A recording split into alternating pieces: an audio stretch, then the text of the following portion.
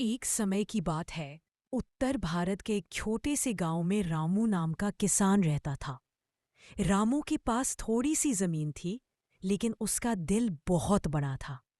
वह हर रोज सुबह सूरज निकलने से पहले उठ जाता, खेतों में हल चलाता और दिन भर मेहनत करता। एक साल बारिश बहुत कम हुई, खेत सूख गए, नदियां सूखने लगीं और गांव के कई किसान शहरों की ओर काम की तलाश में निकल गए। लेकिन रामू ने ठान लिया, मैं अपनी जमीन नहीं छोड़ूंगा। जब तक एक बीज भी बचा है, उम्मीद जिंदा है।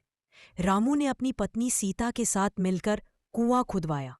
दोनों दिन रात मिट्टी खोदते रहे। गांव के लोग मजाक उड़ाते, अरे रामू, अकेले तू क्या कर लेगा? पर रामू बस मुस्कुराता और कहता, मेहनत का फल कभी बेकार नहीं जाता। कुछ हफ्तों बाद जब कुआं तैयार हुआ, तो उसमें धीरे धीरे पानी भरने लगा। रामू ने उस पानी से खेत सींचा और बाजरे के बीज बोए।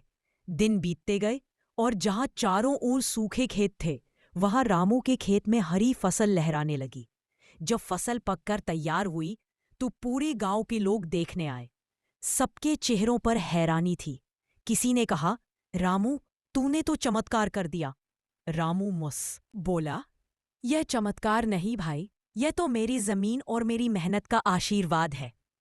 उस साल रामू ने न सिर्फ अपने परिवार का पेट भरा, बल्कि गांव के गरीब लोगों में भी अनाज बांटा। तब सबको समझ आया, मुसीबत में जो उम्मीद नहीं छोड़ता, वही सच्चा किसान है।